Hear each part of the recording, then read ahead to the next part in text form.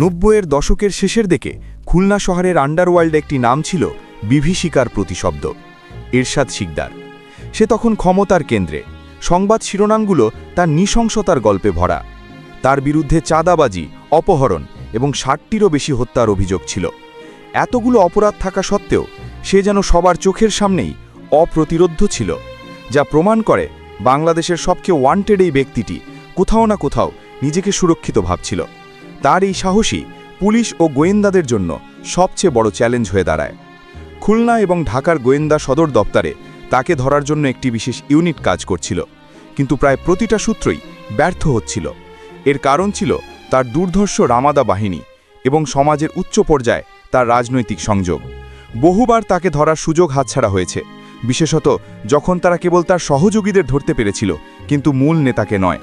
সেই সময় মনে হয়েছিল তারা হয়তো তাকে পাকড়াও করার এক অনন্য সুযোগ হাতছাড়া করেছে। তবে গ্রেপ্তার হওয়া একজন সহযোগী শেষ পর্যন্ত গোয়েন্দাদের জন্য একটি গুরুত্বপূর্ণ সূত্র এনে দেয়। প্রথম দিকে সে এরশাদের সাথে কোনো সম্পর্কের কথা অস্বীকার করলেও গোয়েন্দাদের জেরামুখে সে স্বীকার করতে বাধ্য হয় যে সে এরশাদ শিকদারের অপরাধ সাম্রাজ্য সম্পর্কে সব জানে। এই সহযোগী তার নিজস্ব নিরাপত্তার বিনিময়ে রাজসাক্ষী হতে রাজি হয়। সে 24টি হত্যাকাণ্ডের বিষয়ে আদালতে বিস্তারিত জবানবন্দি দেয়। এরশাদ শিকদারের ভেতরের সব খবর, তার গোপন আস্তানা এবং কিভাবে তার নেটওয়ার্ক কাজ করত সব কিছু স্পষ্ট হতে থাকে।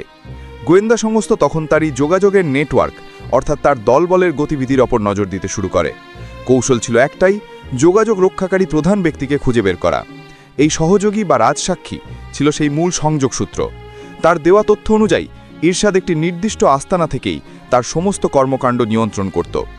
এই মূল ব্যক্তির দেওয়া তথ্য যাচাই করতে কয়েক বছর কেটে যায়, কিন্তু একবার যখন তার দেওয়া সূত্রগুলো মিলে যেতে শুরু করে, তখন গোয়েন্দা সংস্থা তার গতিবিধি অনুসরণ করতে সক্ষম হয়। একসময় গোয়েন্দা দলটি নজরদারি করে নিশ্চিত হয় যে এই মূল ব্যক্তিটি খুলনা শহরের একটি নির্দিষ্ট এলাকার আশেপাশে সক্রিয়। ধীরে ধীরে তাদের নজর গিয়ে পড়ে এক বিশাল বিলাসবহুল বাড়ির ওপর। এটি ছিল এরশাদ শিকদারের বিখ্যাত বাড়ি স্বর্ণকমল। গোয়েন্দারা প্রথমে ভেবেছিল তারা হয়তো রাজসাক্ষীকে অনুসরণ করে এরশাদের আসল গোপন ডেরার কাছাকাছি পৌঁছে যাবে, কিন্তু যখন তারা এই বিশাল কম্পাউন্ডটি দেখল, তখন তারা বুঝতে পারল তারা হয়তো ইতিমধ্যেই তাদের চূড়ান্ত লক্ষ্যে পৌঁছে গেছে। এরশাদ শিকদার এই স্বর্ণকমলে থেকেই তার সাম্রাজ্য পরিচালনা করছিল। যদিও ঢাকা থেকে গোয়েন্দা সংস্থাগুলো পুরোপুরি নিশ্চিত ছিল না, তবুও দীর্ঘ এক দশকের তল্লাশি শেষ করার সময় এসেছিল। 1999 সালের 11ই আগস্ট বিশেষ টাস্ক ফোর্স অপারেশন শুরু করে। যখন এরশাদ শিকদারকে তার নিজ আস্তানা স্বর্ণকমল থেকে গ্রেপ্তার করা হয়, তখন খুলনার ত্রাসের শাসনের সমাপ্তি ঘটে। এই গ্রেপ্তার প্রমাণ করে যে পৃথিবীর সবচেয়ে সুরক্ষিত অপরাধীও উপযুক্ত গোয়েন্দা তৎপরতা ও সঠিক তথ্যের সামনে অসহায়।